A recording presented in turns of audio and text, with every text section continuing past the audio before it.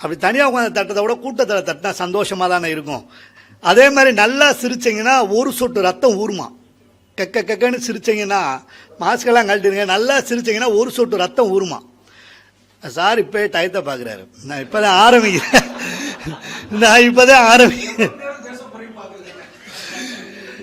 நல்லா சிரிச்சிங்கன்னா ஒரு சொட்டு ரத்தம் ஊறுமா. நான் சொன்னேன்றதுக்காக தனியாக வீட்டில் உட்காந்து சிரிச்சிடாதீங்க. ஆமாம், செல்லெல்லாம் கொஞ்சம் சைலண்ட்டில் வச்சுக்கோங்க, இல்லை ஆஃப் பண்ணிடுங்க. முடியலைன்னா என்கிட்ட கூட கொடுங்க. ஆமாம், செல்லு இருக்கிறது ரொம்ப கஷ்டம்தான். அன்றைக்கெல்லாம் இப்படி ஒரு மேடையில் பேசிகிட்டு இருக்கேன், முன்னாடி இருக்கவர் பேசாரு, ஹலோ பேசுறதெல்லாம் சரி 5000 கொடுத்துட்டு பேசுங்க அப்படின்றாரு. நான் சரி அவர் ஃபோனில் யார்ட்டையோ தான் பேசுறாரு அப்படின்னு நான் விடலை. நண்பர்களே தோழர்களேன்னு பேசுகிறேன். திரும்ப சொன்னார், முதல் பேச்சை நிறுத்தியா, 5000 கொடுத்துட்டு பேசு அப்படின்றாரு. எல்லா பேரும் என்ன ஒரு மாதிரி பார்க்குறாங்க. சில பேர் இருக்கு நம்மளை வெறுப்பேற்றுறதுக்குன்னே பேசுது. ஹலோ வந்துடாங்க, எம்பிசி பக்கம் வந்துடாங்க, யாரையோ கூட்டு வந்து கொலையாக கொண்டுறாங்க, அந்த மாதிரி பேசுகிறாங்க. அதனால் ரொம்ப சந்தோஷம். நான் எவ்வளோ நேரம் சார் பேசலாம்? அவர் சொல்கிறார், நீங்கள் எவ்வளோ நேரம்னாலும் பேசுங்க, நாங்கள் 1/2 மணி நேரத்தில் போயிடுவோம். அவர் சொல்கிறதா, நீங்கள் எவ்வளோ நேரம் வேணாலும் பேசுங்க, நாங்கள் 1/2 மணி நேரத்தில் போயிடுவோம்ன்றாங்க. நல்லா அறிமுகப்படுத்தினார் சார். ரொம்ப ஏகே ராமமூர்த்தி சார் நான் பேசுறதை விட அவ்வளோ நேரம் என்னை அறிமுகப்படுத்தினார். ரொம்ப மகிழ்ச்சி சார், ரொம்ப நன்றி. அன்னைக்கெல்லாம் ஒருத்தர் என்னை அறிமுகப்படுத்தினார், ஏன்டா அந்த நிகழ்ச்சிக்கு போனோம்னு ஆகிப்போச்சு. அப்படி அறிமுகப்படுத்தினார். நல்லா ஜோக்காக பேசுறதுல NS கிருஷ்ணன் சூப்பராக பேசினார், போய் சேர்ந்துட்டார். அடுத்து நாகேஷ் நகைச்சுவையில் பின்னிடுவார், அவரும் போய் சேர்ந்துட்டார். அடுத்து ராம்நாதன் தான்றார். அவர் நகைச்சுவைக்கு சொல்கிறாரா இல்லை எனக்கு சொல்கிறாரானே தெரியல. ஆமாம், இப்போ கொரோனா வந்ததுனால தான் தமிழ் பண்பாட்டவே காப்பாற்றுறான். பார்த்து இப்போ வணக்கம் வணக்கம் அப்படின்னா கொரோனா முதல்ல பார்த்தோன்னே ஷேக்கன் தான் பண்ணுவோம். அந்த ஒருவேளை தமிழ் பண்பாடு வந்ததுனால இதாகிடுச்சு. ரொம்ப நாள் வீட்டுக்குள்ளே இருந்திருப்போம். நீங்கள்லாம் கொஞ்சம் வெளியே பாஸ் வாங்கி போயிருப்பீங்க. பாஸ்லாம் ரொம்ப கஷ்டம்தான், ரொம்ப சிரமம்.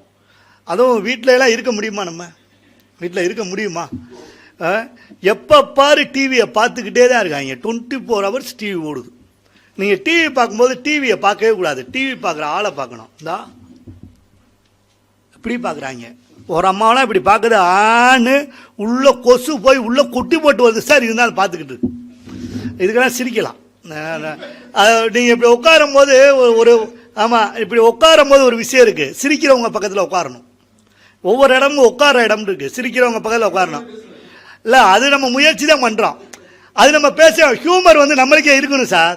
நான் விளையாடி சொல்ல, சில பேர் இருக்காங்க, நம்ம சிரிச்சோம்னா முறைச்சு பார்க்குங்க. இப்படி என்னடா கெக்க எவனே கூட்டு வந்து பேசுவாங்க, கெக்கு இவன் பேச எதுக்கு நீ சிரிக்கிற, அந்த ஆள்கிட்ட உட்காரக்கூடாது. பேசும்போது சிரிச்சிட்டோம்னா நம்ம நல்லா இருக்கும்னு அர்த்தம். மனசு சிரிப்பு சில பேர் இருக்குதா இப்படின்னா இப்போ ஏதோ நோய் ஆரம்பிக்குதுன்னு அர்த்தம். சில பேர்லாம் இப்படி முறைக்குங்க, இப்படின்னா நோய் முத்திருச்சுன்னு அர்த்தம். சில பேருக்கு கோவம் ஒரு சிரிச்சா, என்னங்க ஒரு மனுஷன் பேசிக்கிறார் என்ன சிரிப்பு அப்படின்னா அவருக்கு நோய் முத்திருச்சுன்னு அர்த்தம்.